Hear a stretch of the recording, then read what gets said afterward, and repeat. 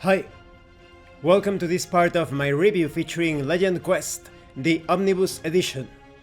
If you haven't seen the other parts of my review, featuring this role-playing game in the old-school classic fantasy style, please check out the playlist in the description below. This time, we are going to take a look at the character creation process. Character creation is one of the more complex parts of the game, but it is also one of the most important. Each player, of course, will create a character with different skills, abilities, and this character will belong to one of the races, or I would rather say species, of this game because they are quite different. You have ogres, halflings, humans, but because many of the tables and subsections refer to them as races, I will also do that for simplicity's sake. First we have humans.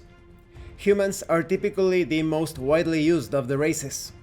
They are well-rounded, well-known, and have no limitations.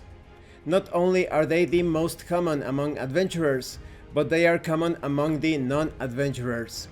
This allows them a freedom that some non-humans do not have. Then we have elves, which are quick and clever. They have generations of experience with magic and with bows and blades.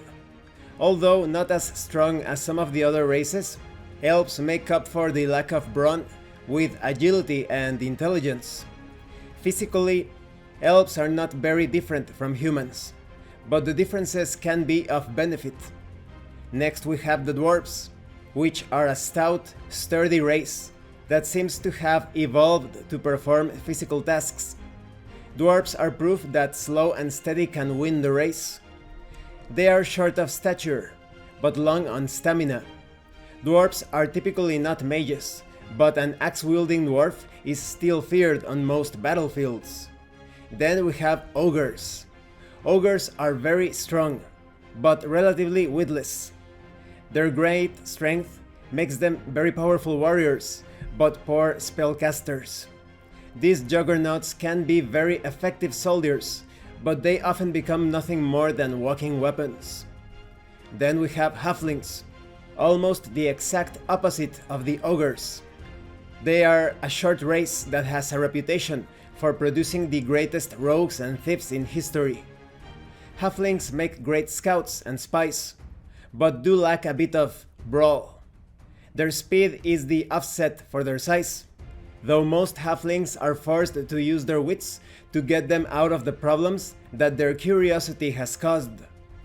These are the standard races of the game, but there are even more creatures in the creature section of this core rulebook. That is, if you want to play another sort of character, maybe you will find a different race or species more to your liking there. When it comes to character planning, before the actual character creation process begins, it is best to plan what type of character is going to be created. Starting characters are relatively weak and cannot be expected to be experts at everything. Because of this, it is best to think about which skills and attributes in which the character will specialize. Will the character be a mage, a mentalist, a spell singer, a rogue, a warrior, or some combination of this? If the character is going to be a warrior, will it be a knight, a barbarian, a woodsman? It could be any concept. The character creation system in this game allows for an infinity of character archetypes. During character creation, each player starts with a skill level of 3 in their native language, a skill level of 1 in a chosen locality, and a number of character points with which to buy attributes, skills, and money. You need to follow steps to create your character. First, you choose your race. Then you purchase attributes.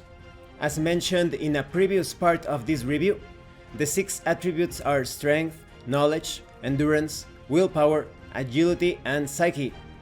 You can use the acronym of SCOUP if it's easier for you to memorize that. Depending on your race, some attributes will be a lot cheaper and some others will be more expensive. So an ogre is going to get a really good deal when purchasing points for strength, while a halfling is going to have to pay a lot of points to raise his strength. But when it comes to agility, it's going to be the other way around. After buying attribute scores, the character must buy skills. Skills are more or less expensive, depending on the point cost of the skill that you are trying to develop or raise. You have tables and examples to understand this process perfectly. After all of that, you use your remaining character points to buy money, and that money is used to purchase equipment, weapons, etc. So this creates a really good balance. For example, if you create a human, if you want to be a farmer that is constantly working the fields, you're obviously going to be more physically developed when compared to a noble. That means that you spend all of your points in attributes, in skills, perhaps skills to work the fields and such, but then you wouldn't have any points left to purchase good equipment. But maybe you want to roleplay as a noble that does very little in terms of physical activity.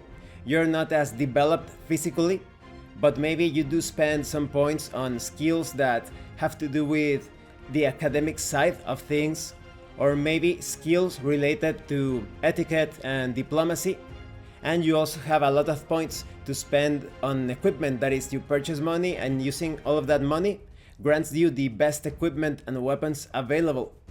So it's all about that. Maybe you want something a bit more balanced. You could have a character that is quite physically fit and capable, and still has some coin to purchase some good stuff. And this concludes this part of the review. In the next part, we are going to talk about rules that really push a good level of realism or simulation within the system. We are going to talk about adventurers versus combatants. Even if you are a good combatant, that doesn't mean that you're going to be quite capable, efficient, and professional when navigating hostile environments. We are also going to talk about training and character improvement. I really like this character creation process. It is very realistic, starting with the physical differences between the different races, and then moving on to the point buy system. It really feels like you are creating this individual that has gone through many different situations in life, and therefore that individual develops physically, mentally, in terms of skills, in terms of income, quite differently from a character of the same race. But it is without a doubt a somewhat complex process. If you suffer from analysis paralysis, you may end up spending quite a bit of time thinking about the perfect configuration to represent the sort of character that you want to roleplay as. So I recommend that you definitely handle a session 0 just for character creation, because I can easily tell how some characters, or rather some players, could end up spending an hour or two coming up with the perfect point configuration when it comes to the development of attributes, skills, and money. Thank you for watching this part of the review. If you have any comments or questions, please let me know. And thank you so much to those of you that have been supporting the channel by sending right through RPG gift certificates. If anyone else wants to further support the channel, the information on how to do that will be in the description below. Once again, thank you, and see you later.